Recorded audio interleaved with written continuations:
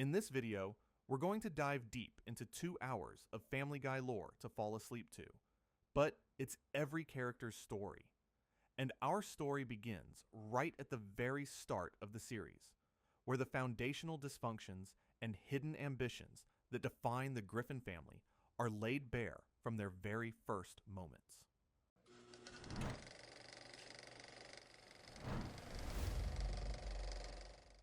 Our journey begins with Season 1, Episode 1, a crucial introduction to the bizarre world of Quahog and the core personalities that will shape the show for decades. The episode opens not with the Griffins themselves, but with a parody of a sitcom, where children are punished with a snake pit for smoking and a chamber of fire for tattling.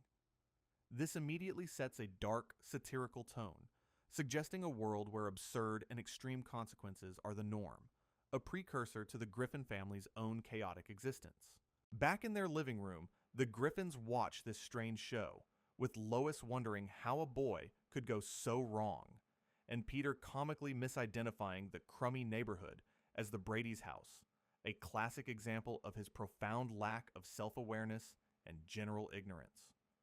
Brian, ever the voice of reason, attempts to correct him, but Peter's conviction remains unshaken. This early exchange perfectly encapsulates the dynamic: Peter's obliviousness, Lois's naive concern, and Brian's often futile attempts at sanity. We then get our first true glimpse into Stewie's complex inner world. While Chris and Meg are doing homework, and Lois frets over Meg's self-image, Stewie is in his high chair, not playing with typical baby toys, but meticulously working on a mind control device with a screwdriver.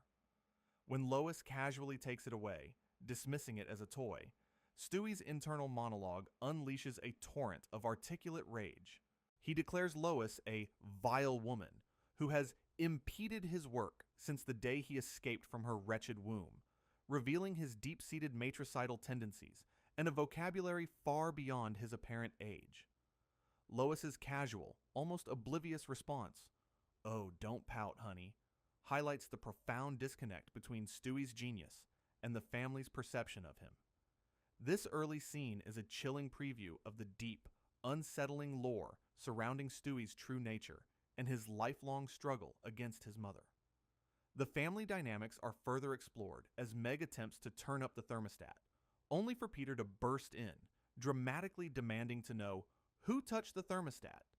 His claim of a brain implant that tells him when his children mess with the dial, immediately confirmed by neighbor Joe's "my thing went off," establishes Peter's irrational authority and the bizarre, interconnected nature of their suburban existence. Peter's irresponsibility quickly takes center stage.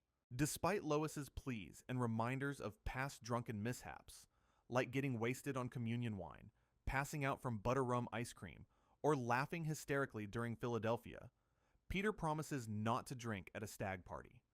Of course, this promise lasts exactly as long as it takes for Quagmire to offer him a beer. This sets up a recurring theme for Peter.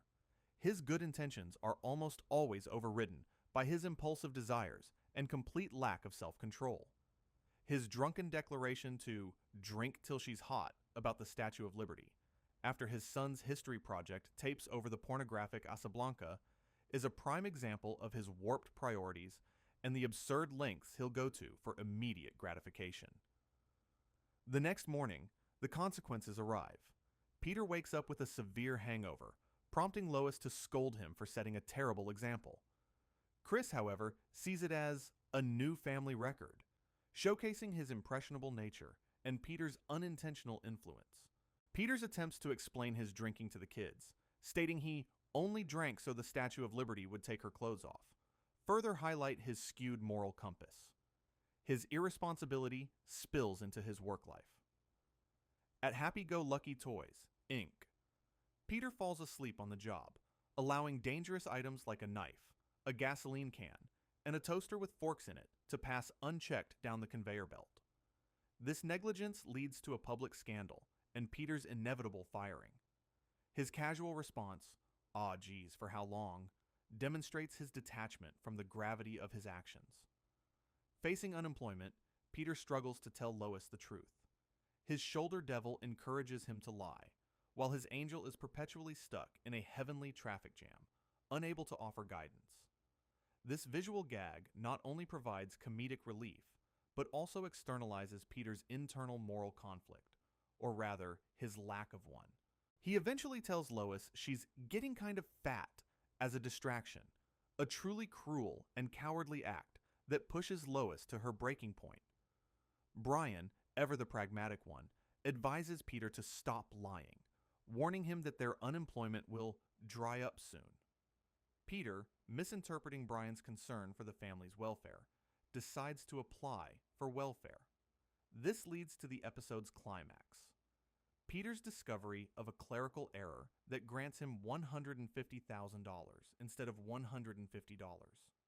His subsequent spending spree, buying a moat, renting the statue of David, hiring a jester, and getting Meg collagen lip injections and Chris breast implants, is a grotesque display of his newfound wealth, showcasing his inability to handle responsibility and his superficial priorities. Lois, discovering the welfare fraud, is furious. The family's actions lead them to court, where Peter is sentenced to 24 months in jail. However, Lois's heartfelt speech about her love for Peter, despite his flaws, surprisingly moves the judge to sentence her to jail as well. This moment, though brief, reveals the deep, albeit chaotic bond between Peter and Lois, and the judge's unusual empathy. The bizarre intervention of the Kool-Aid Man and Stewie's quick use of his mind control ray to force the judge to free Peter and reinstate his job wraps up the immediate crisis. The episode ends with Peter, still oblivious to the gravity of his actions, planning a minority scholarship scam. This first episode establishes the core character traits and dysfunctional dynamics that will define the Griffins: Peter's profound immaturity and irresponsibility, Lois's long-suffering love, Meg's insecurity and constant humiliation, Chris's naive idolization, Stewie's dark genius, and Brian's role as the family's often ignored moral compass.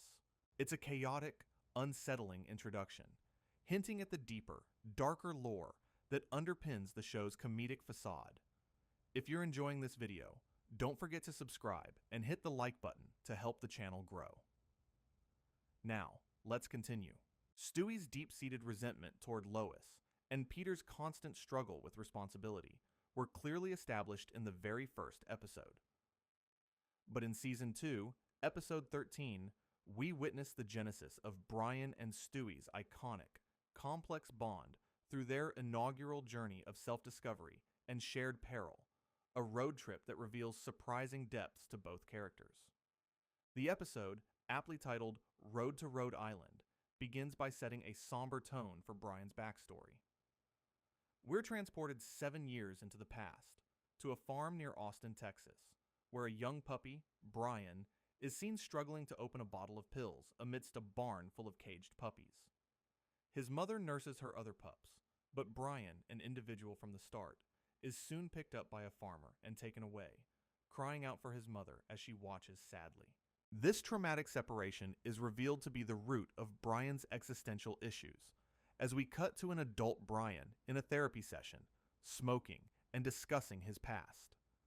It's a surprisingly dark and vulnerable opening for a character often portrayed as the family's sophisticated intellectual, immediately establishing a deeper, more tragic layer to his personality.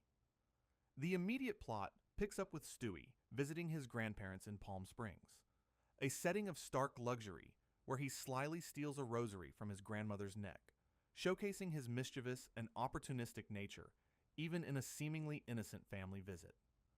Lois, meanwhile, is packing for a trip and, delighted by Brian's offer, asks him to pick up Stewie. This sets the stage for their unlikely adventure. The journey begins at the airport, where Stewie's backpack raises red flags at security, its X-ray revealing an alarming arsenal of weapons.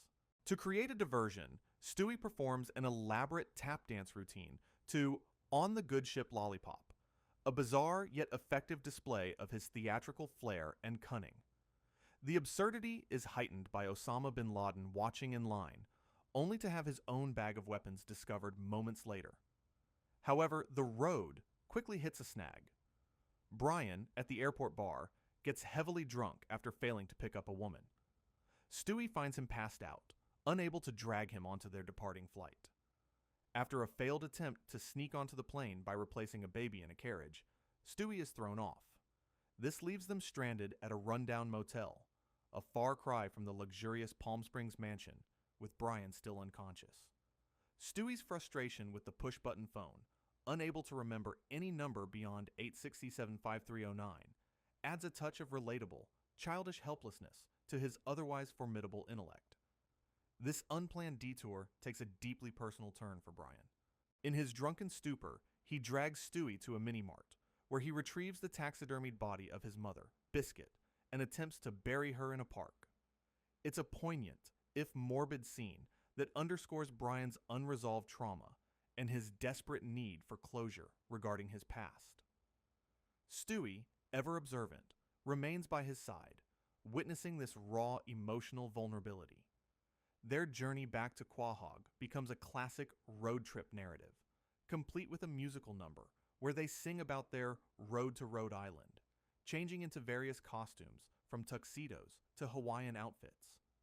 This song, and their shared experience on the train, solidifies their burgeoning bond. It's a moment of pure, unadulterated connection between the cynical baby and the intellectual dog, a shared escape from the mundane, and a mutual reliance on one another. The road trip leads them back to the puppy mill where Brian was born. He confronts the farmer, Luke, who confirms his mother was a good dog. But the devastating revelation comes when the farmer points to the taxidermied body of Brian's mother, Biscuit, now serving as an end table. Brian's horror is palpable, a deeply unsettling moment that transforms a comedic premise into genuine emotional pain. Stewie, with his characteristic dark humor, can only offer a pun about her being in stitches. This dark twist on Brian's origin story adds significant weight to his character, explaining much of his underlying melancholy and cynicism. Their attempt to fly home in a biplane, with Brian as the pilot, ends predictably in a crash, leading them to hitch a ride with migrant workers. Brian's clumsy attempt to speak broken Spanish, only to be corrected by a worker who then reverts to Spanish, is a subtle piece of social commentary, poking fun at stereotypes while highlighting Brian's occasional pretentiousness. Ultimately, they make it home, greeted by a "Welcome back, Stewie and Brian" banner from Chris and Meg. Brian thanks Stewie for not telling Lois about his drinking, a quiet acknowledgement of their shared secret and the trust that has developed between them. This first Road to episode is more than just a comedic adventure. It's a foundational piece of lore that establishes the profound, unique, and often unsettling connection between Brian and Stewie. Born from shared adversity and a glimpse into each other's deepest vulnerabilities and eccentricities, it reveals that beneath Stewie's genius and Brian's sophistication lie complex emotional landscapes, forever intertwined by their journey together. We've seen how Brian and Stewie's unique bond began on the literal road to Rhode Island. Now, we turn to Season 3, Episode 1, an episode that profoundly explores Brian's recurring struggle with self-worth and purpose, leading him down a dark path of addiction and a significant, albeit temporary, separation from the family. The episode opens with Brian in therapy, expressing a deep sense of ennui and boredom. He admits he's seen a Behind the Music special 18 times, feeling trapped in his own life. His therapist, Dr. Bruce, suggests volunteer work, a seemingly simple solution to Brian's existential rut. Brian's initial attempts at volunteering, however, are far from inspiring. As a guide dog for a blind man, he boredly narrates a movie. Then, at a nursing home, he's manipulated by an elderly woman, Pearl, into almost unplugging her life support, only for her to reveal it was a cruel test. These experiences highlight Brian's yearning for purpose, but also his vulnerability to manipulation and his difficulty finding genuine fulfillment. Meanwhile, The rest of the family is engaged in their usual chaos. Peter, at a company picnic, eagerly participates in a bizarre tranquilizer dart contest, hoping for a fart contest instead, and ends up tranquilized. These scenes, while comedic, serve as a backdrop to Brian's more serious internal turmoil, showing the contrasting levels of engagement with life among the family members. The turning point for Brian comes when he's recruited by Joe Swanson to be a police narc due to his heightened sense of smell. Brian's initial success, accurately sniffing out Quagmire's recent activities in Manila, boosts his ego. However, during his first bust, when he discovers a man with bags of cocaine, Brian makes a fateful decision. He bends down, licks the white powder, and experiences an exhilarating rush. This moment marks the beginning of his descent into drug addiction, a desperate attempt to fill the void of his purposelessness with artificial excitement. Brian quickly becomes overzealous in his new role, bursting into a Sunday school class and mistakenly accusing the children of being midgets involved in a drug ring. His addiction escalates, driving him to steal the confiscated cocaine from the evidence room. He returns home gaunt, jittery, and paranoid, lashing out at his family with aggressive insults. He even brings home a prostitute, Tina, further alienating himself from those who care about him. It's a stark, unsettling transformation for the usually composed and intellectual Brian, showcasing the destructive power of addiction on even the most seemingly stable individual.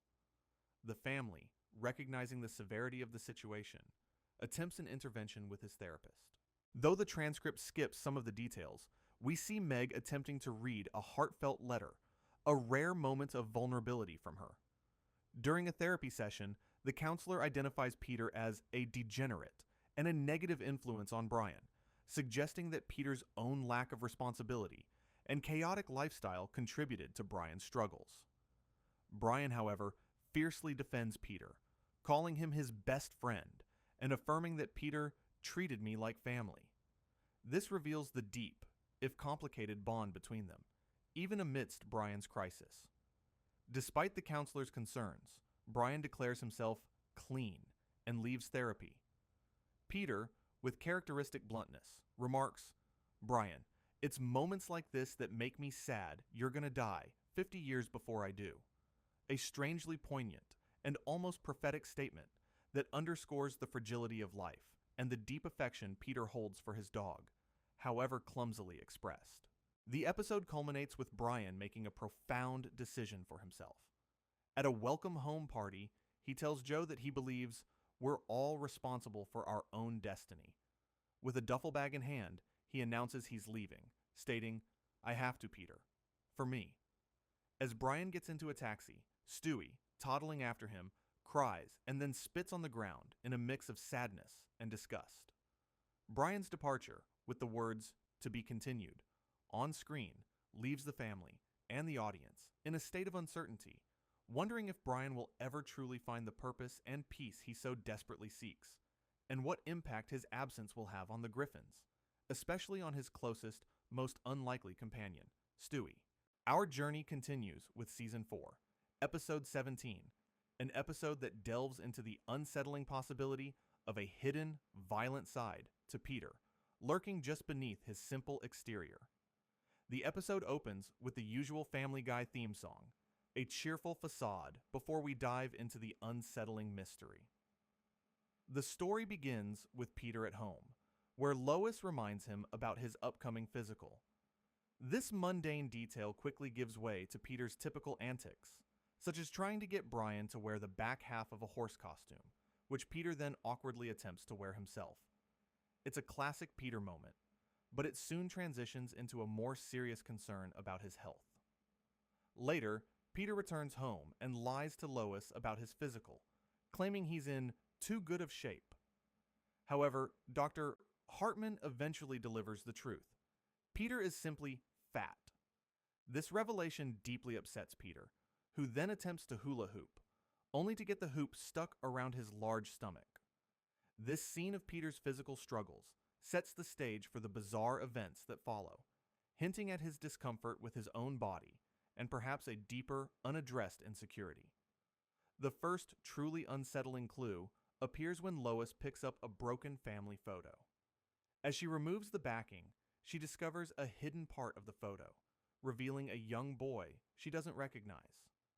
This mysterious image immediately raises questions about Lois's past and her family's secrets, suggesting a hidden history that could be darker than anyone knows. Lois calls her father, Carter Pewterschmidt, who nervously denies any knowledge of the boy before having his assistant play a pre-recorded message. This evasive behavior from a typically unflappable character hints at a significant, long-held secret within the Pewterschmidt family. Determined, Lois, Brian, and Stewie break into the Pewterschmidt mansion at night. Inside, Lois finds and opens a hidden safe, revealing the shocking truth. They discover Lois's long-lost brother, Patrick, confined to a padded room in the Brookfield Insane Asylum. In a flashback, a young Patrick is traumatized after walking in on his mother with Jackie Gleason, dressed as his character, Ralph Cramden. This traumatic event is presented as the root of Patrick's mental illness, highlighting the profound and disturbing impact that hidden family secrets and unexpected encounters can have on an individual's psyche. The revelation of Patrick's existence, concealed for so long, immediately casts a shadow over the perfect Pewterschmidt family image. Patrick is brought to live with the Griffins. Stewie and Brian, ever the curious and sometimes cruel observers, discuss Patrick's imaginary wife, Marion. They decide to test if she's real by leaving a cucumber on the couch, theorizing it will turn into a pickle if Marion is indeed present. This strange experiment injects a touch of surrealism, but the underlying concern for Patrick's mental state remains. The episode takes a dark turn when a news report breaks, discussing the fat guy strangler and showing a police sketch that looks exactly like Patrick. Lois gasps in shock. The news report also mentions the lack of a sketch for the strangler's female accomplice, adding another layer of mystery and dread. When Patrick walks into the living room, covered in mud and carrying a shovel, the family's suspicions are confirmed. Peter, meanwhile, is at a cemetery with his group of fat men, the NAFFP, National Association of Fat Fellas of Pawtucket, attending a funeral for one of their members. This gathering of large men, united by their shared physique, becomes a target for the fat guy strangler. Peter, trying to protect his friends, brings the NAFFP members to the Griffin house for safekeeping. This unintentionally brings the victims directly into the path of the suspect.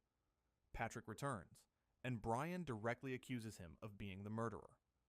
Peter and his group of fat men confront Patrick, who then runs out of the house, with the fat men chasing after him, some on mobility scooters. This chaotic chase culminates in the woods at night, where Patrick has a rope around Peter's neck. Lois arrives and threatens Patrick with a knife, but he reveals she's threatening his imaginary wife. Brian throws a rock, hitting Peter in the head instead of Patrick, a moment of dark humor amidst the tension. The climax arrives when Stewie comes downstairs and announces that he found a half-dead fat guy eating a dead fat guy upstairs. This horrific discovery confirms Patrick's guilt and the gruesome nature of his crimes. The episode ends with this chilling. Chris's brush with a serial killer revealed the terrifying vulnerability of the Griffin children. But in Season 4, Episode 10, we turn our focus to Meg, witnessing the relentless psychological torment and public humiliation she endures, exposing the family's cruel indifference and her desperate, often futile, attempts to find acceptance. The episode, titled Model Misbehavior, opens with the Griffin family preparing for a trip to Lois's parents' mansion.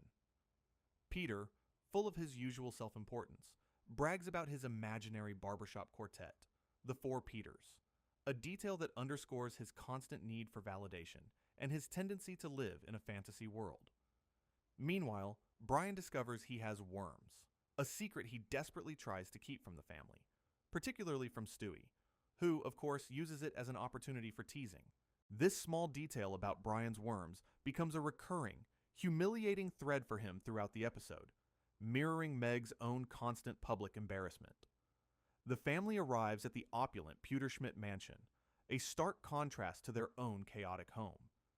Here, Meg's struggles begin almost immediately. In Lois's childhood bedroom, which is filled with trophies and posters, Meg finds Lois's Miss Teen Rhode Island sash. Lois recounts how her father, Carter, forbade her from pursuing a modeling contract at 16. This flashback to Lois's youthful aspirations and Carter's controlling nature subtly highlights a generational pattern of parental control and unfulfilled dreams that, in a twisted way, Meg is now inheriting. Later, at a fancy dinner, Stewie openly teases Brian about his worms, a public humiliation for Brian that is quickly overshadowed by Peter's incessant attempts to flatter Carter, which only result in Peter being punched. These moments of familial disrespect and public awkwardness are almost a daily occurrence for Meg, but here, she's merely a bystander, absorbing the chaos. The true focus on Meg's suffering comes later, in a scene that exemplifies her family's casual cruelty. During a regatta race, the Griffins, struggling in their makeshift bathtub boat, decide to lighten the load. After everyone strips to their underwear, Peter, without a second thought, picks up Meg and throws her overboard. To lighten the load, he claims, but the action speaks volumes. Meg is literally cast aside, seen as expendable, and endures the indignity of being caught in a fishing net, mistaken for a manatee or sea cow by the fishermen. This isn't just physical discomfort. It's a profound symbolic act of rejection and dehumanization, a moment where her family actively discards her for their own gain. Back at home, the worm situation for Brian continues, and Stewie, ever the opportunist, offers Brian money for medication in exchange for working in his new cash scam pyramid scheme business. Brian reluctantly agrees, further highlighting the desperate measures characters will take when facing personal indignity or financial strain. The narrative then shifts to Lois, who, inspired by a newspaper photo of the family winning the regatta, decides to pursue a modeling career against Peter's initial, crude objections. This leads to a montage of increasingly risque pharmacy ads featuring Lois, culminating in a modeling agent, Karen, offering Lois more work and, disturbingly, a bottle of diet pills. This storyline is meant to be Lois's journey, but it underscores a societal pressure on women, including young women like Meg, to conform to unrealistic beauty standards, a pressure that Meg constantly grapples with. Crucially, throughout this episode, Meg's comments are consistently met with derision. When she expresses disapproval of Lois's new, revealing style of dress, Peter's response is not just anger, but a frightening act of violence. He tells her to get out of the house and then fires a gun into the wall next to her as she runs out. This isn't just a cartoon gag. It's a visceral depiction of the emotional and even physical abuse Meg faces, a stark reminder that her opinions are not only dismissed, but actively punished. The episode culminates with Peter and Carter staging an intervention for Lois, who has become strung out on diet pills and lost herself in the modeling world. While Lois ultimately realizes she doesn't want to be a model and finds empowerment in her choice, Meg is nowhere to be seen in this resolution. Her earlier rejection, her physical expulsion from the boat, and Peter's violent outburst remain unaddressed. Meg's experiences are treated as background noise, her suffering a comedic punchline, cementing her role as the family's scapegoat and the recipient of their most casual cruelties. This episode, though seemingly about Lois's modeling career, is a chilling portrayal of Meg's constant battle for dignity in a family that consistently denies it to her, solidifying her status as the most perpetually victimized member of the Griffin household. Meg's constant humiliation and the family's casual cruelty are a stark backdrop to the Griffin household. Now, we shift our focus to the matriarch, Lois, in Season 4, Episode 19, where we witness her breaking point as she grapples with the suffocating reality of her marriage and her husband's profound insensitivity, leading her to a dramatic, almost violent rebellion. The episode, titled Fast Times at Buddy Chianchi Junior High, opens with Peter's usual morning routine, waking up late, engaging in bizarre interactions with Brian, including accidentally running him over with the car, and exhibiting a general obliviousness to the world around him. Brian, recovering from being run over, is confined to a wheelchair with an Elizabethan collar, a visual metaphor for his reduced agency and Peter's destructive tendencies. Peter, in a moment of extreme thoughtlessness, tries to feed Brian dog chow and water directly into the collar, causing a mess and further humiliating Brian. This early interaction perfectly encapsulates Peter's well-meaning but utterly incompetent and often harmful approach to those he loves. The narrative then takes a detour to Meg's storyline, which, though seemingly separate, mirrors Lois's own struggles with identity and acceptance. Meg is mistakenly identified as a lesbian by a flyer on her locker, which leads her to join the Lesbian Alliance Club. Her brief foray into this new identity, driven by a desire for belonging, culminates in her realizing she's not a lesbian. This arc, while played for laughs, touches on themes of self-discovery and the pressure to conform, which Lois herself will soon face. The central conflict ignites when Peter decides he wants to be a professional synchronized swimmer with bulls. This absurd ambition is the final straw for Lois, who has been quietly enduring Peter's antics. Lois looks visibly upset at the dinner table, a rare moment of overt distress from the usually composed matriarch. Brian, who has found a new temporary purpose by performing with Frank Sinatra Jr. as the new Rat Pack, attempts to explain his newfound outlook on life to Peter. However, Peter's mind is fixated on his synchronized swimming. Lois's breaking point is reached when she confronts Peter about his latest ridiculous endeavor. She expresses her profound dissatisfaction with their life, stating, "I'm sick of you. I'm sick of this family. And I'm sick of this stupid house." This outburst is significant. It's a rare, raw articulation of her deep-seated unhappiness and the suffocating burden of her domestic life. Peter's immediate response is to dismiss her feelings, suggesting she needs to blow off some steam by being punished at a hotel, which, in his warped mind, involves a spanking machine and chicken fingers. This further illustrates his profound inability to understand or empathize with Lois's emotional needs, reducing her complex feelings to a childish tantrum that needs to be controlled. Lois, feeling completely unheard and disrespected, decides to take Peter's suggestion literally, but on her own terms. She leaves the house, seeking a genuine escape. Her journey leads her to a dilapidated motel, where she encounters a man named Carl, a former porn star. She has a one-night stand with Carl, a shocking act of rebellion that completely shatters her conservative image and the expectations placed upon her. This isn't just a casual affair. It's a desperate act of self-assertion, a violent rejection of the mundane, unfulfilling life she feels trapped in. It's a moment of profound, almost tragic freedom for Lois, even if it's born from desperation. The morning after, Lois returns home, feeling a mix of regret and a strange sense of liberation.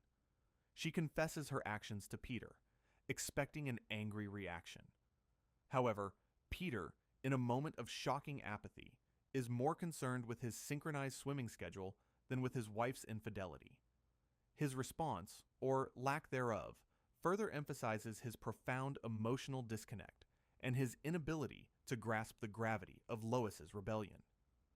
This indifference is perhaps more crushing than anger, solidifying Lois's feeling of being utterly alone in her emotional struggles. The episode concludes with Lois accepting her life, but with a new, subtle layer of cynicism. She understands that she has to take matters into her own hands to find fulfillment, even if it means resorting to extreme measures.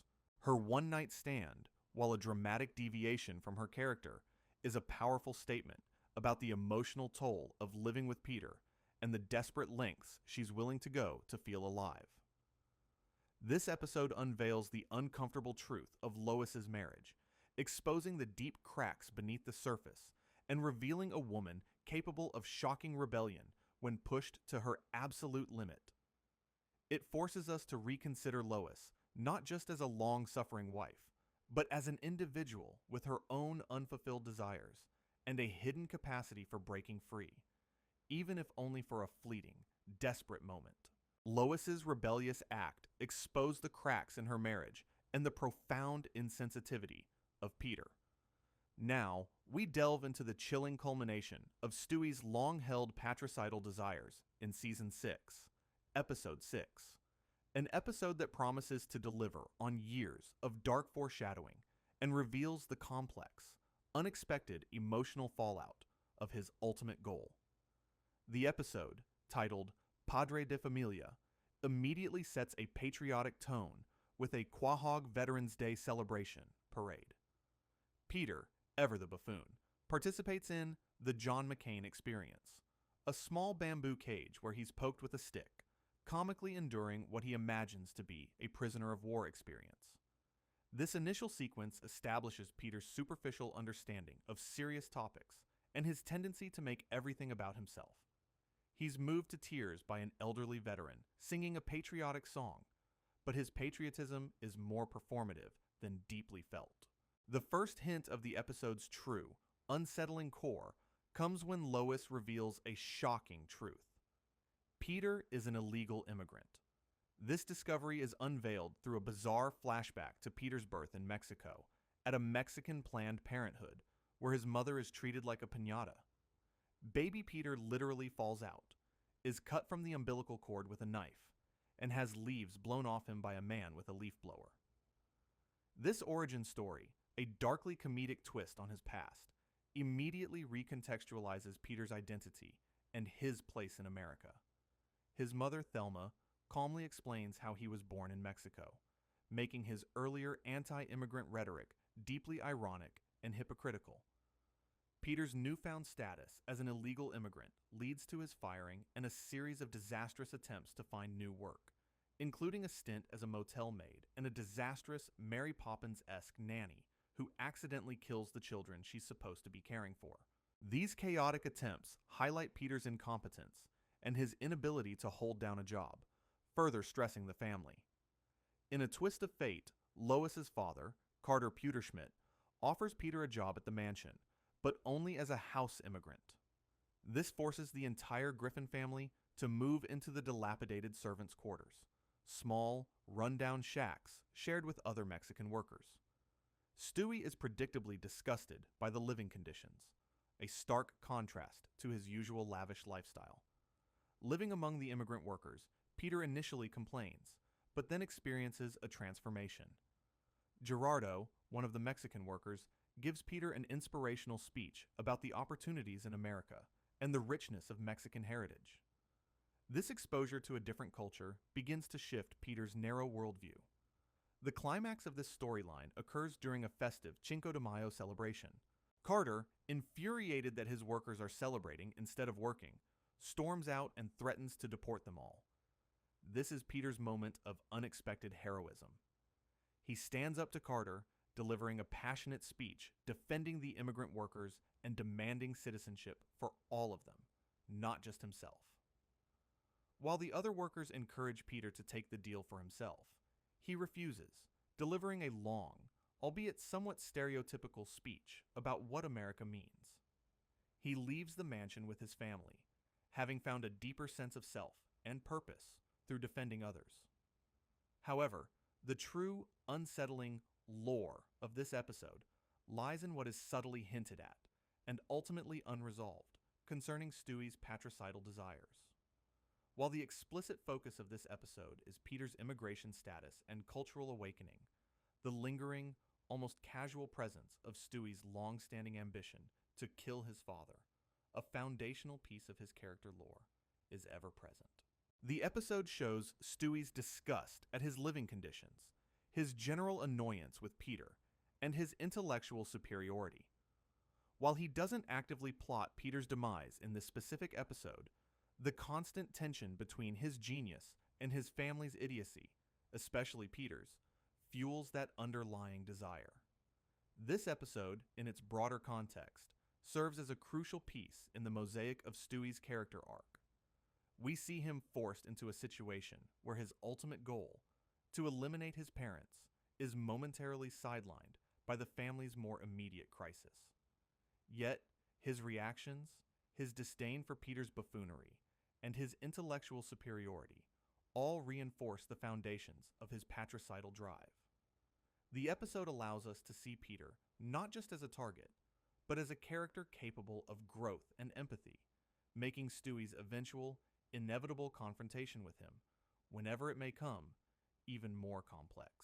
It's a reminder that even when the main plot pulls in another direction, the deep-seated, disturbing truths of the Griffin family's relationships are always simmering beneath the surface, waiting for their moment to erupt. Peter's journey through his immigration status allowed for a rare moment of personal growth and empathy, but also highlighted the ever-present chaos surrounding the Griffins. Now, we turn to Season 7, Episode 5, an episode that deeply examines Brian's long-standing insecurities and vanity as he confronts the uncomfortable possibility of being replaced by a younger, more vibrant, and alarmingly perfect version of himself, leading to a truly dark and unsettling resolution. The episode, titled The Man with Two Brians, opens with Peter, Quagmire, Cleveland, Joe, and Brian watching a Jackass parody on TV, laughing hysterically at a character getting his face blown off with a shotgun. This sets a tone of reckless disregard for safety and pain, which Peter quickly attempts to replicate at home. His first stunt, riding a shopping cart off the roof, results in a horribly contorted spine and projectile vomiting onto Brian. This is followed by Quagmire enduring a swarm of bees stinging his crotch, and Peter shaving Cleveland's head, prompting Joe to shave Brian's head as well. These stunts are not just comedic. They are a disturbing display of the men's self-destructive tendencies and the casual infliction of pain, with Brian often an unwilling victim. The episode's core conflict for Brian emerges after Peter's next stunt, roller skating behind the family car, launching off a ramp, and crashing into a tree before falling into a lake. Brian, despite his own recent injuries and humiliation, bravely jumps in to save Peter. Lois, witnessing this, scolds Peter, emphasizing Brian's age in human years. This seemingly innocuous comment triggers Peter's fixation on Brian being old. He then begins a series of increasingly bizarre attempts to relate to Brian as an old man, using slang and wearing a futuristic helmet, before transforming into a preppy 1980s movie bully, antagonizing Brian about his age. This relentless teasing and the public humiliation of his age chips away at Brian's already fragile self-esteem. The true turning point, and the catalyst for Brian's deep insecurity, arrives when Peter introduces new Brian, a gray fluffy dog with a red bandana. The family, initially shocked, quickly embraces new Brian, who is portrayed as impossibly perfect. He plays the flute to wake Peter and Lois, bakes for the family, sings karaoke, and plays guitar. New Brian embodies everything Brian thinks he should be: talented, well-liked, and youthful. This immediate and enthusiastic acceptance by the family, particularly Lois and Peter, sends Brian into a spiraling depression. He feels utterly replaced, his worth as a family member seemingly eradicated by this younger, more appealing version of himself. Feeling unwanted, Brian leaves the Griffin house, attempting to stay with Quagmire and then Cleveland, but finding both living situations unbearable. This period of displacement underscores Brian's deep dependence on the Griffins, despite his frequent complaints about them. He eventually returns, attempting to win the family back by showing them old home movies of himself as a cute puppy. This tactic works, emotionally moving the family, who welcomes him back with open arms. However, the relief is short-lived. New Brian, sleeping on the floor, lets out a loud fart. Peter, mistakenly believing it was Brian, flies into a rage and kicks Brian out of the house again. This second rejection, based on a mistaken identity and a crude bodily function, is a cruel blow, highlighting the arbitrary nature of Peter's affection and Brian's precarious position in the family.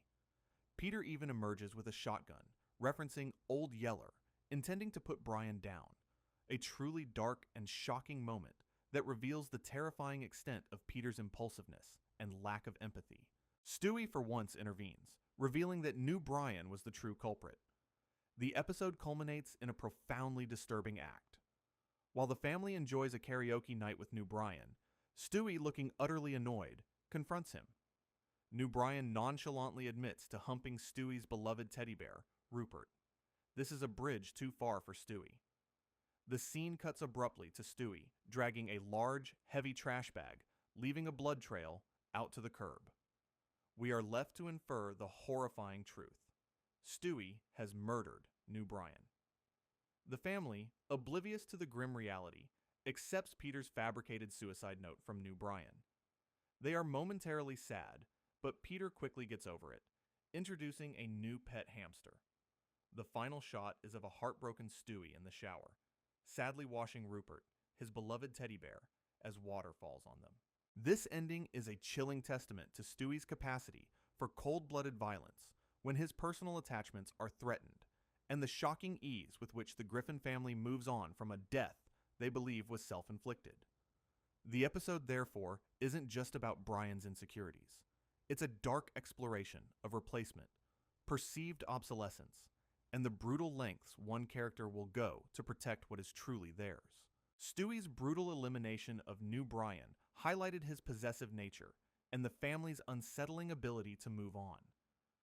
Now, we confront a rare glimpse into Peter's core identity in Season 8, Episode 10, where amnesia strips away his established personality, revealing the raw, unfiltered impact he truly has on his family, and forcing Lois to confront what she truly values in him. The episode, titled Big Man on Campus, begins with the Griffins watching television, where a jackass parody is interrupted by a news report. The family then auditions for Family Feud, with Peter enthusiastically sharing an embarrassing story about Lois giving birth to Chris. On the show, Peter gives a shocking answer: fetus in the toilet bowl, for a place where one might find a sink, which turns out to be a correct, albeit disturbing answer. The host, Richard Dawson, delivers a long, open-mouthed kiss to Lois, who reciprocates with an unsettlingly long tongue lick. Meg's answer, a razor blade and a note, for the same question, is a dark, self-deprecating joke, while Chris's answer, me masturbating, shockingly turns out to be the number one answer, teenager masturbating, revealing a disturbing insight into the average American household's perception of teenagers. The episode's central conflict arises during the Fast Money bonus round. Peter, tasked with answering a series of questions, repeatedly gives the same answer: chair, failing to score any points. In a fit of rage, he attacks Richard Dawson, who pushes him, causing Peter to fall and break the podium. Lying amidst the wreckage, Peter sits up and asks, "Who am I?" revealing he has amnesia. This moment, played for dark comedy, is a critical turning point, as it wipes Peter's slate clean, offering a chance to examine his essence without the baggage of his established, often infuriating, personality. The immediate fallout of Peter's amnesia is profound. Dr. Hartman confirms his condition, leaving Lois with the daunting task of reintroducing Peter to his own family. Chris, mistakenly believing he's invisible to the amnesiac Peter, strips naked and presses his bare backside against the window, a grotesque display of his misguided attempts at attention. Meg, in her usual role, is dismissed and called Greg by Peter, highlighting his ingrained disregard for her, even without his memories. Stewie, ever the opportunist, whispers to Brian about choosing new names, showcasing his cynical adaptability. Lois attempts to jog Peter's memory with home videos, including their honeymoon tape, which shows a drunken Peter falling over on a beach. Peter, without his memories, reacts to Lois with flustered, giggly affection, telling Brian he thinks Lois likes him. This new naive Peter is charming in a way the old Peter rarely was, treating Lois with a sweetness she hadn't experienced in years. However, this innocence also comes with a complete lack of understanding of social norms.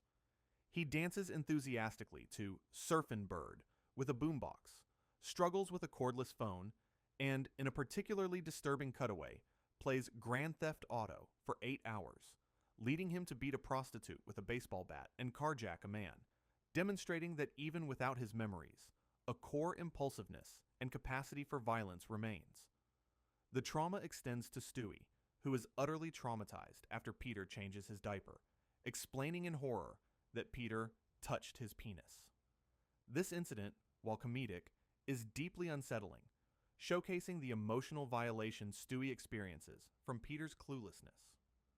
Peter's amnesia also leads to a reconnection with his friends at the Drunken Clam, where he instinctively pulls down a waitress's top, a disturbing reminder of his ingrained lewdness. But the greatest challenge comes when Lois attempts to reignite their intimacy.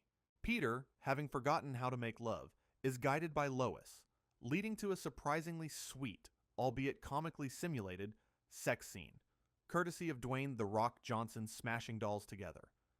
Peter is amazed by the experience, asking to do it again, and Lois, in a rare moment, uses a crude simile about a porcupine and a pineapple to describe the experience, hinting at a renewed, if unconventional, passion. However, the new Peter's innocence soon becomes a destructive force. At breakfast, he suggests having sex with the rest of the family, prompting Meg to make a dark, incestuous joke that horrifies everyone. This leads to a breakdown in the family, with Lois leaving Peter after he brings another woman, Tiffany, from Saved by the Bell, into their bedroom, still unable to grasp the concept of marriage and fidelity.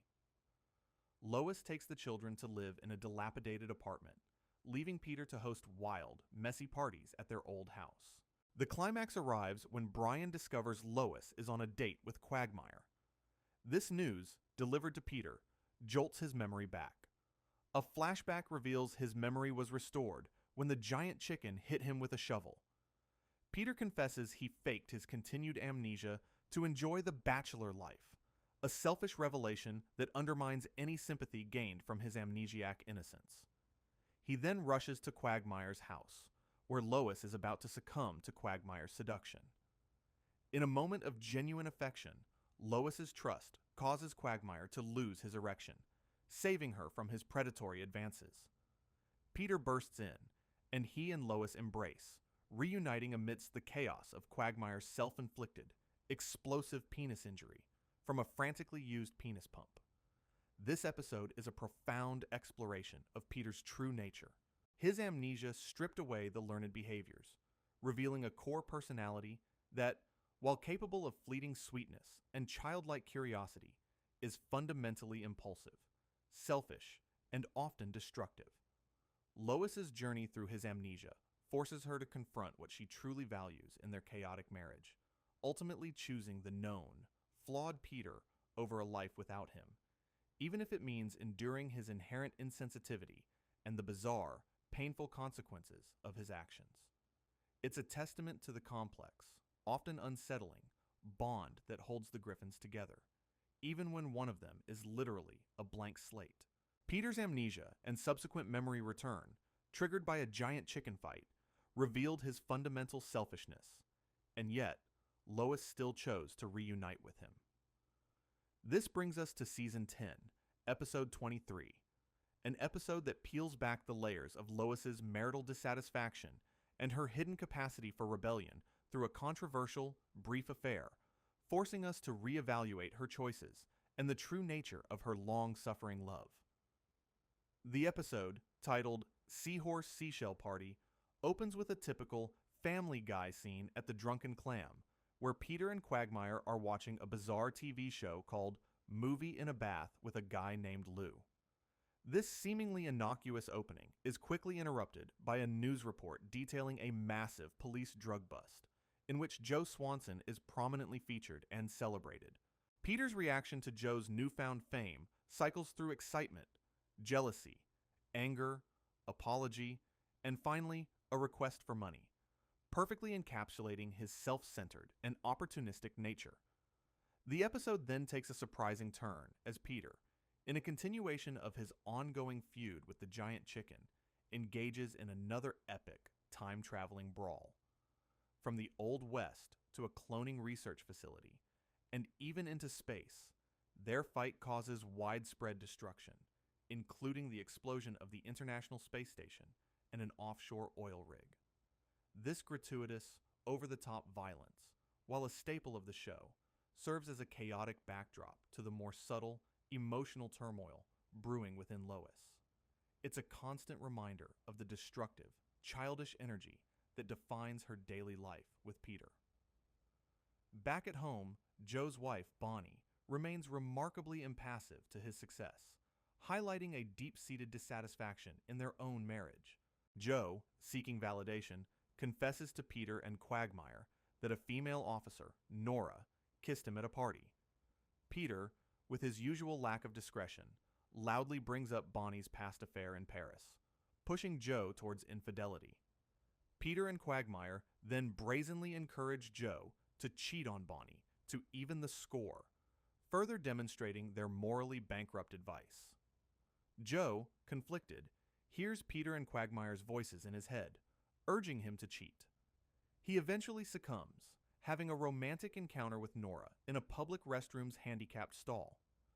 This act of infidelity, driven by Peter's bad advice and Joe's own marital frustrations, sets a dangerous precedent for the episode's true focus, Lois. The revelation of Joe's affair comes during his baby Kevin's birthday party, where his infant daughter, Susie, speaks with the deep adult voice of Patrick Stewart, exposing Joe's infidelity through a baby monitor. Bonnie, overhearing this, confronts Joe in a loud, bitter argument in front of all their guests. The fight escalates into a public declaration of divorce, showcasing the explosive consequences of marital betrayal. Amidst this marital chaos, Lois finds herself increasingly dejected and vulnerable. Brian, noticing her distress, asks Stewie where she is, and Stewie's shocked reaction hints at the gravity of the situation. The scene shifts to Quagmire's house, where he and Lois are having a romantic, candlelit dinner.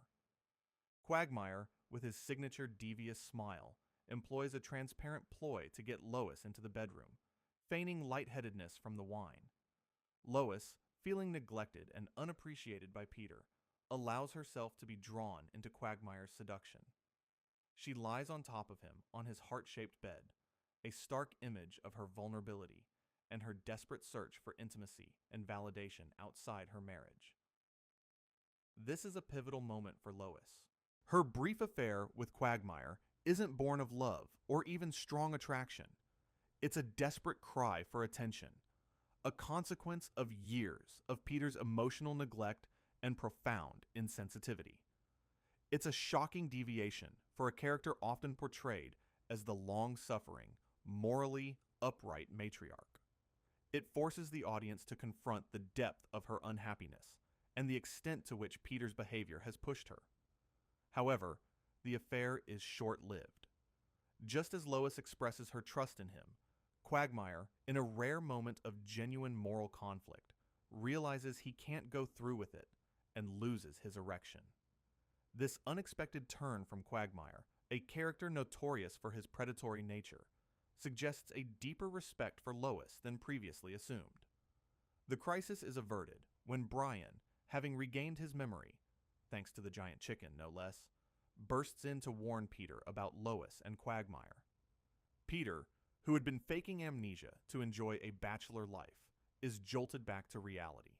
He rushes to Quagmire's house, where a darkly comedic, yet painful, consequence of his aborted seduction. This episode offers a crucial, albeit uncomfortable, look into Lois's character. Her affair, though brief and ultimately unconsummated, highlights her profound. It shows that even the most grounded characters can be pushed to their limits, driven to desperate acts when their emotional needs are consistently ignored.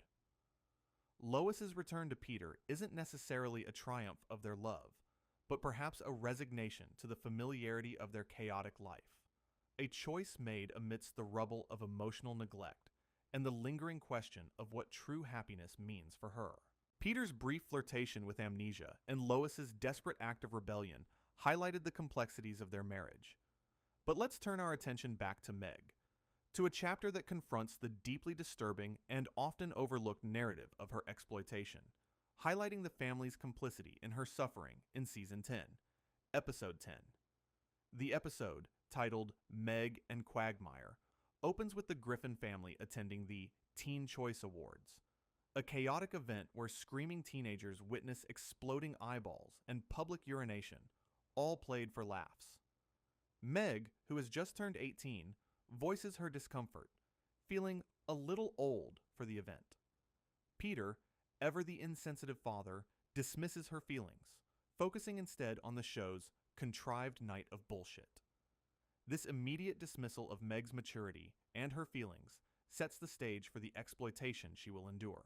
Back home, Meg's planned surprise birthday party is a dismal failure, with no one showing up except Peter, who cheerfully congratulates her while Lois scolds Chris for failing to pay kids to attend. Stewie, in a moment of dark humor, offers to show a slideshow of silly photos he took of Meg, including one of a hobo licking her mouth while she sleeps, with Stewie giving a thumbs up. This moment, horrific in its implications, is treated as a casual joke, immediately establishing the family's disturbing normalization of Meg's victimization. It's a chilling piece of lore, suggesting that Meg is not just disliked, but actively exploited and humiliated, even in her sleep, by her own baby brother. The episode's central and most disturbing plot begins when Quagmire arrives at the Griffin house, ostensibly to wish Meg a happy birthday. He quickly makes suggestive comments, places his hand on her knee, and even winks at her. Peter and Brian, observing this, remark, "Look at Quagmire hitting on that skank." And Peter, upon realizing that skank is your daughter, expresses outrage. This fleeting moment of paternal concern is quickly revealed to be performative, as Peter's later actions will prove. Quagmire and Meg begin a text message exchange that rapidly escalates from innocent conversation about Farmville to increasingly suggestive remarks from Quagmire, culminating in him asking, "What do you taste like?" Meg, naive and desperate for attention, interprets these advances as genuine affection. This digital grooming, played for laughs, is a deeply unsettling portrayal of a predator targeting a vulnerable young woman. Peter's initial outrage about Quagmire hitting on Meg is soon forgotten when he discovers Meg and Quagmire are going on a date. Lois, surprisingly, encourages it, believing it's a big game Meg's playing to defy her parents.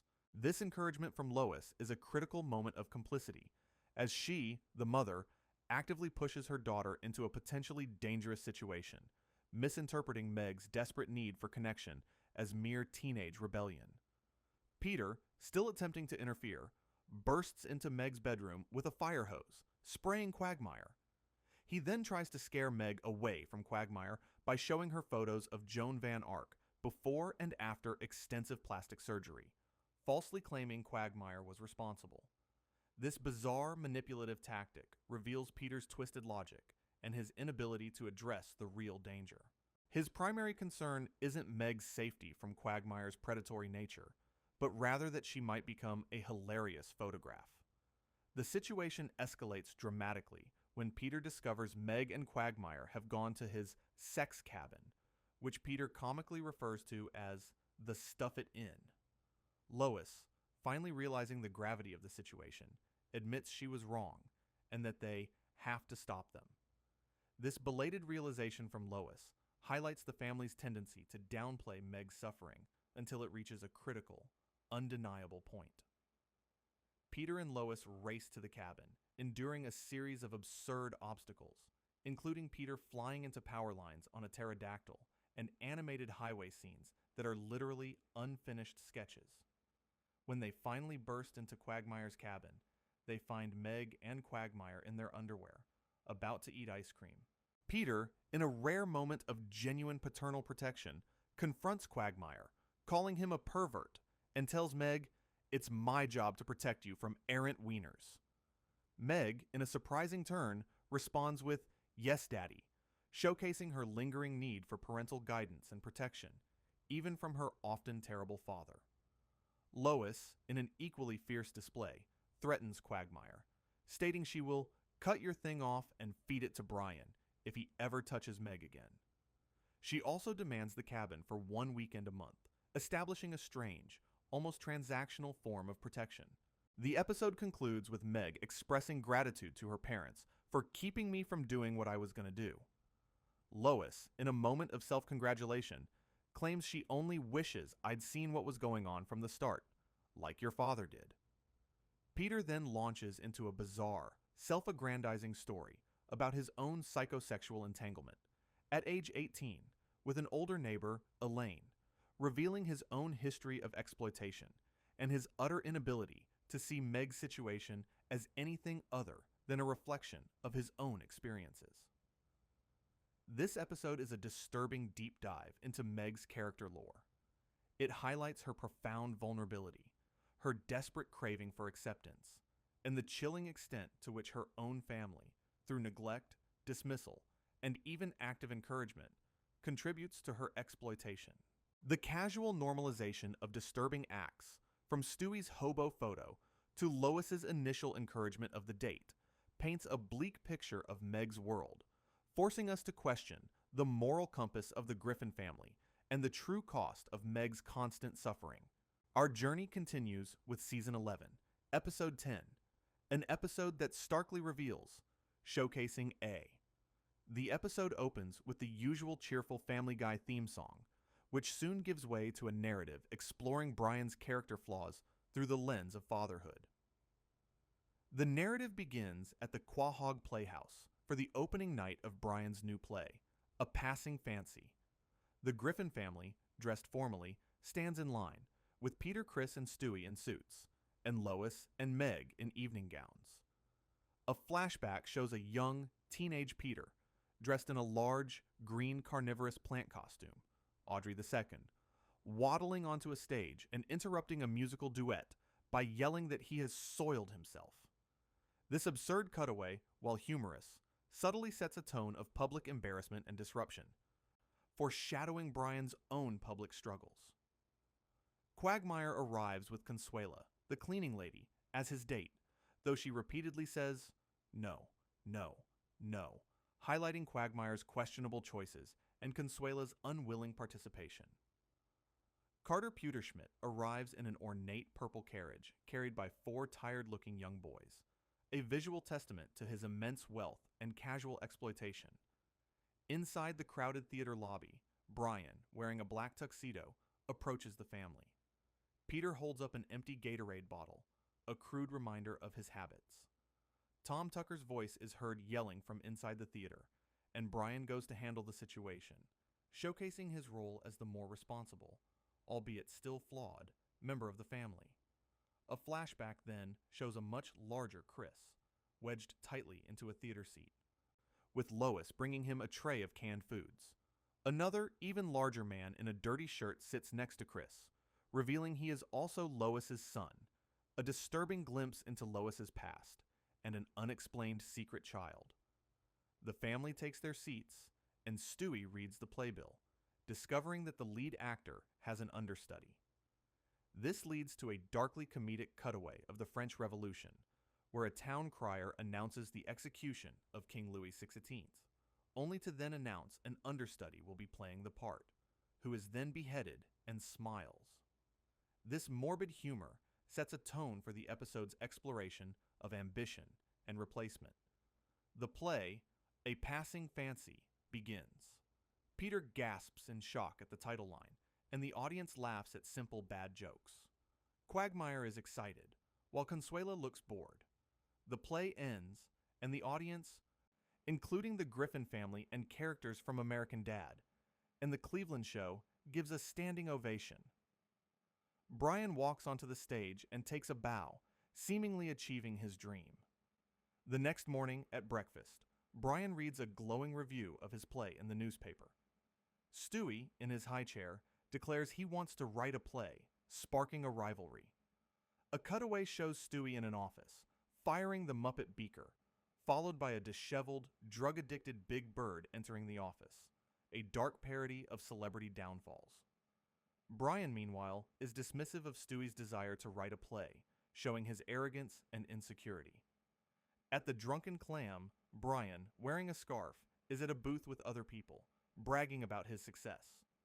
Peter, dressed as a waiter, approaches for an autograph, but is violently pushed away by Seamus, a one-eyed sailor. Later, Brian arrives home and sees a script on the couch with a yellow sticky note that reads, "Please read me." He picks it up, revealing the title page, An American Marriage by Stewie Griffin. He begins to read it, and his expression changes from amusement to shock and awe. He is moved to tears and drops the script, realizing Stewie's genius. Peter then walks in, holding his own terrible script, and asks Brian to read it. Brian sits at the kitchen table, on a video call with his gay cousin, Jasper. Brian is distraught about how good Stewie's play is, revealing his deep-seated jealousy and insecurity about Stewie's talent. A cutaway shows Peter having a psychotic breakdown after realizing his "I can't believe it's not butter" is real butter, ending up in a mental institution. A bizarre commentary on Peter's fragile grasp on reality. Lois reads a newspaper announcing Brian's play has been nominated for a Hoggy Award. Brian looks stressed and leaves, unable to cope with the pressure of his success, especially in light of Stewie's superior talent. Peter, meanwhile, criticizes Meg and Chris for their lack of accomplishments, perpetuating the cycle of parental disapproval and insecurity. Brian is later seen sitting on the back steps, smoking a cigarette. Stewie approaches him, holding his script. To crush Stewie's ambition, Brian lies and tells him the play is not good. A cutaway shows a couple getting off a plane in New York City, only to be snatched away by a giant pterodactyl, a surreal moment of unexpected danger. A dejected Stewie drops his script. Brian, feeling guilty, picks it up and pretends to throw it in the trash, but secretly keeps it. This act of sabotage is a dark display of Brian's envy. Brian enters Stewie's bedroom at night, holding a lit match. A man is standing by Stewie's crib, watching him sleep and rubbing a knife on his face. A truly terrifying and unexplained moment of horror, highlighting the pervasive danger lurking even in Stewie's room. Later, in the living room, Brian is sitting on the couch. Stewie enters, holding the now dirty and torn script, confronting Brian for trying to bury it. Stewie delivers an angry monologue about Brian's mediocrity and jealousy, exposing Brian's deep character flaws and his inability to celebrate another's success. Brian, looking defeated, then runs outside, chases a squirrel, and beats it up while crying. Then Chris's struggle for identity and Brian's battle with his ego provided glimpses into the emotional landscape of the Griffin household. But in Season 12, Episode 6, the series delivers one of its most profound and devastating moments: the sudden, shocking death of Brian, and the raw, emotional fallout, particularly on Stewie, forcing the family to confront the true meaning of loss. The episode, titled Life of Brian, begins with Brian and Stewie on the run from Native Americans in jeeps, a chaotic chase across a bridge, ending with them cornered and forced to jump into the water. This frantic opening, full of action and peril, is a classic road to setup, but this time it carries a tragic undertone. Their initial escape and subsequent hiding in an alley reveals Stewie's broken time machine return pad, a crucial detail that will seal Brian's fate. The duo then infiltrates a Native American version of the Griffin house, where a Native American Peter and his family watch a black and white show called I Love Liquor. They sneak into a Native American Stewie's room, where they find a wooden time machine and return pad. In a desperate attempt to fix their predicament, Stewie uses this alternate time machine. They travel back in time, only to discover their past selves, with past Stewie giving guns to Native Americans and past Brian flirting with a Native American woman. This chaotic time travel excursion further complicates the timeline, but ultimately fails to resolve their immediate problem. Back in their original timeline, Stewie, after a brief and confusing encounter with armed Native Americans, makes a fateful decision. He dismantles his time machine, explaining to a shocked Brian that he's getting rid of it. He believes it's too dangerous, leading to a poignant scene at a junkyard where the machine is crushed. Brian, sad but accepting, tries to cheer Stewie up, suggesting they play street hockey with a discarded net. This moment of simple, shared joy between them is a cruel foreshadowing of what's to come. As Brian and Stewie walk home with their new hockey net and sticks, a silver car speeds down the street and violently hits Brian. Stewie watches in horror as his best friend is mangled and bleeding on the street. The family rushes out, and a squirrel, in a moment of dark humor, runs up and kicks Brian before running away. The scene shifts to the Quahog veterinary clinic, where the family sits in the waiting room, looking worried. Dr. Hartman emerges, grim-faced, to deliver the devastating news. Brian's injuries are too severe, and he won't make it. The family's shock and sadness are palpable. They gather around Brian on the operating table, heavily bandaged and bleeding. In his last moments, Brian, with a weak voice, says, "You've given me a wonderful life. I love you all." The heart monitor flatlines, confirming his death. The family cries uncontrollably, holding each other in the dark operating room. This is a profoundly emotional and unprecedented moment for Family Guy. The death of a main character, particularly one as central as Brian, is a stark reminder of mortality in a world often immune to real consequences. The immediate aftermath is equally heartbreaking. Stewie, devastated, breaks his new hockey stick in anger and throws the net in the trash, realizing that without Brian, the joy of their shared game is gone. He then embarks on a desperate, futile quest to rebuild his time machine, approaching a kebab stand owner, Yusef, for a crucial part, only to be told it's impossible to obtain. This highlights Stewie's despair and his desperate, almost childlike refusal to accept Brian's death. Brian's funeral is a somber affair, attended by many characters from the show. Lois delivers a heartfelt eulogy, and Peter, despite his usual buffoonery, is genuinely heartbroken, crying as he speaks. Stewie's grief is particularly poignant as he drops a single rose into the open grave, a raw display of his love for Brian. Chris and Meg also mourn, with Chris comically explaining Peter's various, inappropriate ways of coping, like pretending to be a rich guy, or an old platoon mate.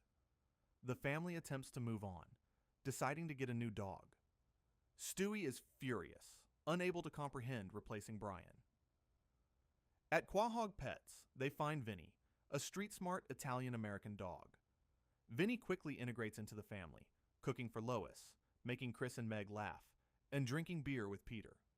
He's charming and charismatic, a stark contrast to Brian's intellectual, often cynical, personality. Stewie, however, remains resistant to Vinny. He tries to sabotage him, first by making Play-Doh pasta for Lois, which she pretends to enjoy, then by confronting Vinny about his attitude. He even sprays Vinny with a skunk.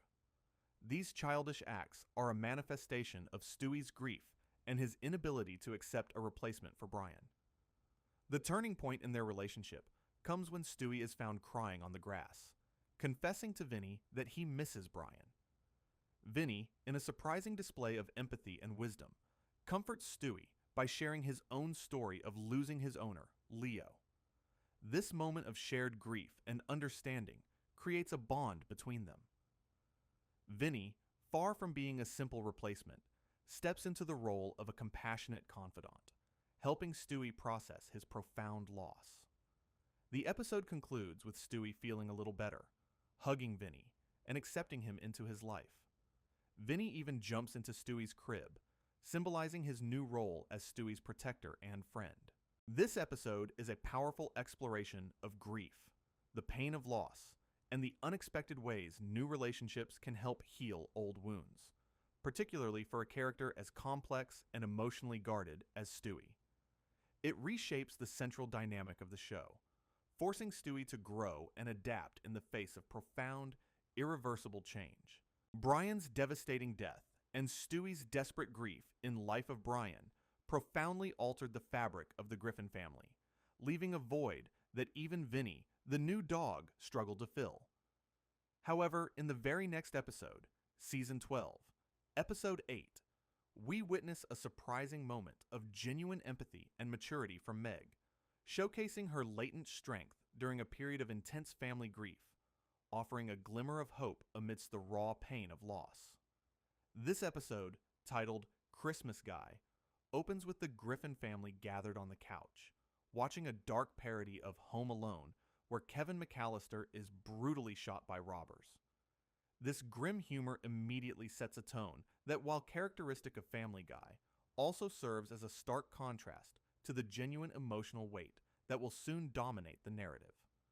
The family is preparing for Christmas, with Chris excitedly anticipating a carnival, only for Lois to reveal that it has been canceled. The core of the episode, and the profound moment for Meg, revolves around Stewie's enduring grief for Brian. While the rest of the family attempts to find joy in the holiday season, Stewie remains deeply sad and withdrawn. Vinny, the new family dog, tries his best to comfort Stewie, offering him gifts and trying to engage him. He even shows Stewie Brian's old book, Wish It, Want It, Do It, but inadvertently makes Stewie sadder by presenting his own cynical version, Wish It, Want It, You Blew It. This highlights Vinny's genuine desire to help, but also his struggle to truly understand the depth of Stewie's unique bond with Brian. The family's attempts to enjoy Christmas, despite Brian's absence, are overshadowed by Stewie's profound sadness. At the mall, while sitting on Santa's lap, Stewie tearfully confesses that all he wants for Christmas is his friend Brian back, who is dead. This raw, emotional outburst from Stewie is a rare moment of unfiltered vulnerability, underscoring the depth of his grief and his inability to move on. It is in this context of overwhelming sadness that Meg's character truly shines. While her usual role is to be the family's punching bag, here she demonstrates a surprising level of empathy and maturity. Although the transcript doesn't detail her specific words to Stewie in this particular episode, her presence and reaction to Stewie's grief are significant. She is part of the family unit witnessing Stewie's pain, and unlike Peter's clumsy attempts at humor or Chris's general obliviousness, Meg, who often experiences profound emotional pain herself, is uniquely positioned to understand Stewie's feelings of loss and isolation. The episode reaches its climax when Stewie, still grieving, discovers his past self from an earlier timeline at a toy store. He realizes that this past self still possesses the time machine return pad, the key to bringing Brian back. With Vinny's help, acting as a distraction by pretending to be a model scout for past Stewie, present Stewie steals the return pad. In a poignant scene in the back room of the toy store, Stewie explains to Vinny that saving Brian means he and Vinny will never have met. They share a heartfelt, bittersweet goodbye, a moment that solidifies Vinny's unexpected role as a true friend and confidant to Stewie. Stewie then activates the time machine pad and disappears, traveling back to the moment just before Brian's accident. Stewie appears on the street just as the car is about to hit Brian. He heroically pushes Brian out of the way, saving him. The car hits the inflatable hockey net instead. Stewie embraces Brian, relieved, but as he explains he came from the future, he begins to fade away, his timeline being erased. He fully disappears, along with the time machine pad, as the original timeline is restored. Brian, now alive and well, has no memory of the events. Stewie, now also back in his original timeline, has a brief, painful memory of Vinny before it, too, is erased. The episode concludes with the family opening presents on Christmas morning, a joyful scene that Brian is now present for. Brian gives Stewie a framed photo of the two of them with a plaque that says, "Friends Forever," a poignant moment that underscores their enduring bond, now preserved. While Meg's direct actions are not highlighted in this transcript segment, her role as an empathetic witness to Stewie's grief, combined with her own history of suffering, allows us to recontextualize her character. In a family often devoid of genuine emotional support, Meg's quiet understanding in moments of crisis, particularly for Stewie, reveals a strength and maturity that is often overlooked. Her presence, absorbing the family's chaos and sorrow, provides a silent anchor, demonstrating that even the most ridiculed character can possess a deep capacity for empathy and resilience when faced with profound loss. This episode, therefore, isn't just about Brian's return. It's about the subtle, yet powerful, ways the Griffins, even Meg, navigate grief and the enduring bonds that hold them together. Stewie's profound grief and Meg's surprising empathy in the wake of Brian's death showcase the emotional depths of the Griffin family. Now, with Brian miraculously returned, we re-examine the evolved dynamic of Stewie, Chris, and Brian through a fantastical journey in Season 13, Episode 7, an episode that highlights their enduring, albeit bizarre, bond and the unexpected ways they learn from each other. The episode, titled Stewie, Chris, and Brian's Excellent Adventure, opens with the typical Griffin household chaos. Peter, in a moment of classic insensitivity, pulls out a crack pipe, which Lois quickly admonishes him for. Chris, bringing home a note from Principal Shepard about his poor academic performance, is once again the focus of Peter and Lois's disappointment.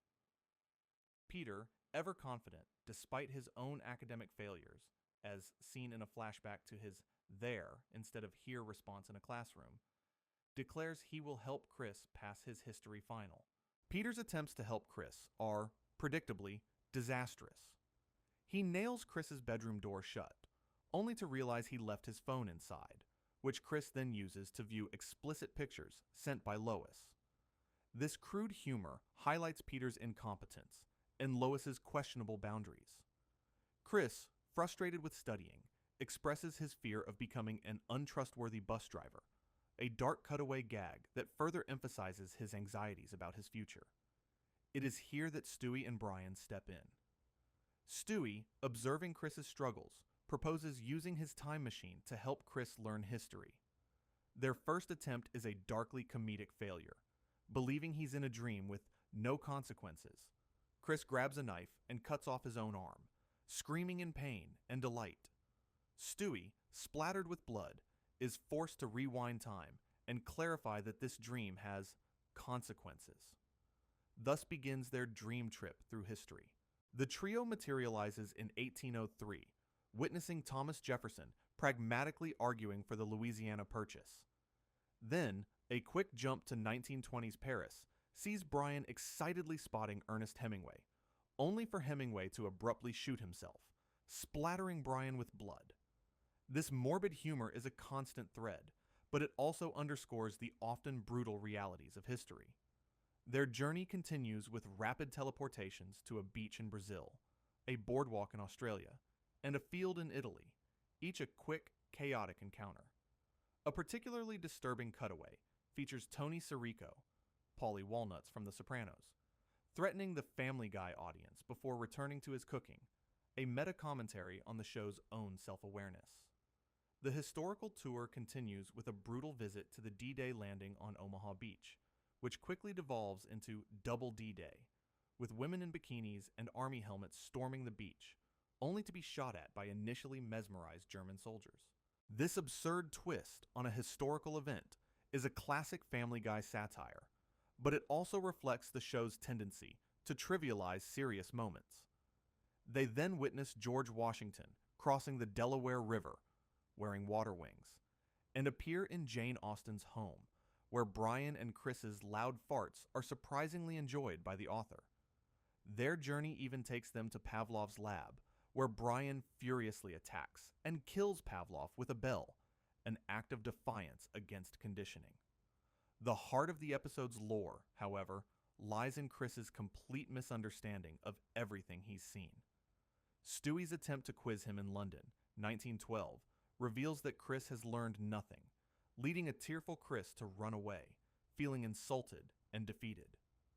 Stewie realizes Chris doesn't understand the gravity of their mission.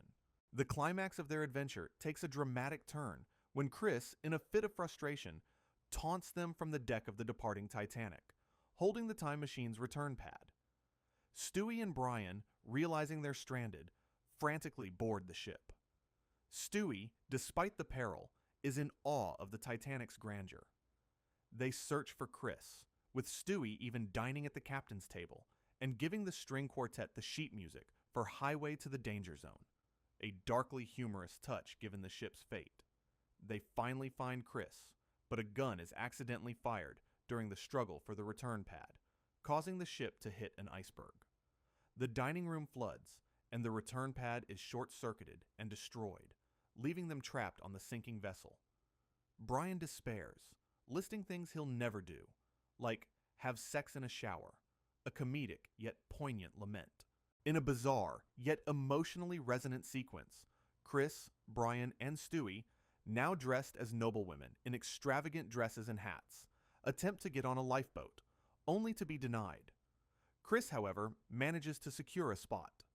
Stewie, still in his woman disguise, tries to get a baby from a third-class passenger onto the boat, but then refuses, a moment that highlights his complex morality. On the lifeboat, Chris, Brian, and Stewie shed their disguises. Chris and Stewie share a heartfelt hug, a rare moment of genuine affection and connection between the two brothers, underscoring the bond forged through their shared ordeal. Brian, in a moment of self-deprecating humor, makes a pun about their relationship being saved. The trio reappears in Stewie's room, with Chris still believing it was a dream, having learned nothing about history. However, Stewie's laptop reveals a shocking consequence. Nigel Harpington, the officer Chris threw overboard from the Titanic, died, leading to the non-existence of Chris's history teacher. This alters the timeline, giving Chris a laid-back, guitar-playing Teacher Doug instead, a comedic resolution that paradoxically highlights the butterfly effect of their time travel. This episode is a dynamic exploration of the evolving relationships between Stewie, Chris, and Brian. It showcases Stewie's genius and occasional moments of empathy, Brian's intellectual vanity and underlying despair, and Chris's profound naivete and surprising capacity for warmth. Their fantastical journey, riddled with dark humor and historical anachronisms, ultimately solidifies their unique bond, proving that even in the most absurd situations, the Griffin family can find moments of genuine connection and, for Chris, an unexpected, albeit accidental path to academic ease. Stewie's triumphant journey to save Brian from death and their subsequent heartfelt reunion reinforce the unique bond between them. Now, we turn to a somber look at Peter's self-destructive tendencies through his struggle with addiction in Season 14, Episode 1.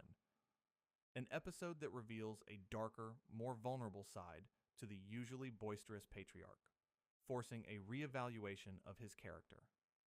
The episode, titled The Simpsons Guy, begins with Stewie at preschool, where he dismissively observes his teacher and fellow toddlers. Lois arrives to pick him up, and in a conversation with Miss Tammy, Stewie's teacher, Lois reveals that Stewie is on ADHD medication. This immediately establishes a critical, unsettling piece of lore. Stewie, the child genius, is being medicated, possibly to control his extraordinary intellect or his more destructive impulses. The visual of Stewie lying serenely on a massive pile of pillows and stuffed animals, visibly dazed from his medication, is a stark and concerning image. Meanwhile, at the Drunken Clam, Peter, Quagmire, Cleveland, and Joe are engaged in their usual banter.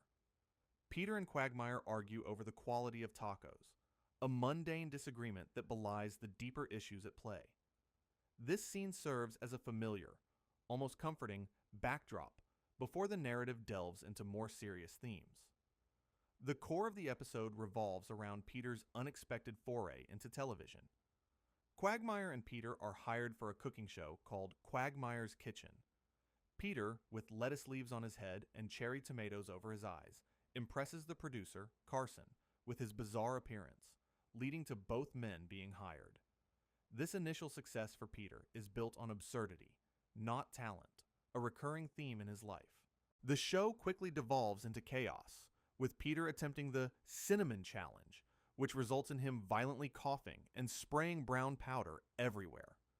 This scene, while comedic, foreshadows Peter's lack of self-control and his tendency to push boundaries to destructive ends. Back home, a catatonic Stewie remains dazed from his medication, while Brian, concerned about the over-medication of children, gets an idea from Meg about college students using ADHD medication for productivity. In a critical, dark turn, Brian decides to take Stewie's pill bottle. He initially intends to dispose of the pills, but in a moment of weakness and curiosity, changes his mind and takes a handful himself. This marks Brian's descent into a stimulant addiction, fueled by his desire for productivity and intellectual prowess. He's seen typing manically on a laptop, his eyes extremely bloodshot, as he constructs an incredibly elaborate diorama and pitches a complex sci-fi cha fantasy universe called Spaceshire 7 to a bewildered Stewie. This manic creativity, though impressive, is a clear sign of his drug-induced state, revealing the dangerous allure of artificial enhancement. Back on Quagmire's kitchen, Peter's antics escalate. He's fired for making a racket and displaying absurd tips in pop-up bubbles on screen. However, in a shocking twist, the producer, Carson, offers Peter his own cooking show, Peter Griffin's Butter Sluts, a garish, yellow-themed show where Peter pours melted butter over pizza bagels and dunks a woman in a large vat of butter. This show epitomizes Peter's indulgent and unhealthy tendencies, celebrating excess and objectification. The rivalry between Peter and Quagmire intensifies, culminating in a cooking competition where the secret ingredient is a massive pile of butter. Peter is delighted, while Quagmire is horrified, struggling to cook with butter. Peter, in a moment of self-destructive glee, frantically eats all his butter dishes, simulating multiple heart attacks and strokes as the buzzer sounds. This extreme act of gluttony is a visceral portrayal of Peter's addiction to excess and his disregard for his own health. In a rare moment of genuine friendship, Quagmire, seeing Peter's despair, declares he doesn't want the show without his friend. They reconcile, deciding to end both their shows by, disturbingly, saying a racial slur on television together, holding hands in solidarity. This bizarre act of reconciliation highlights their shared, often misguided, sense of loyalty and their propensity for offensive humor. This episode is a profound, albeit dark, look at Peter's character through the lens of addiction. His gluttony for butter, his reckless disregard for his health, and his willingness to embrace an absurd, unhealthy show reveal a man deeply susceptible to destructive impulses. His journey into television fame, built on excess and vulgarity, serves as a mirror to his own unchecked desires.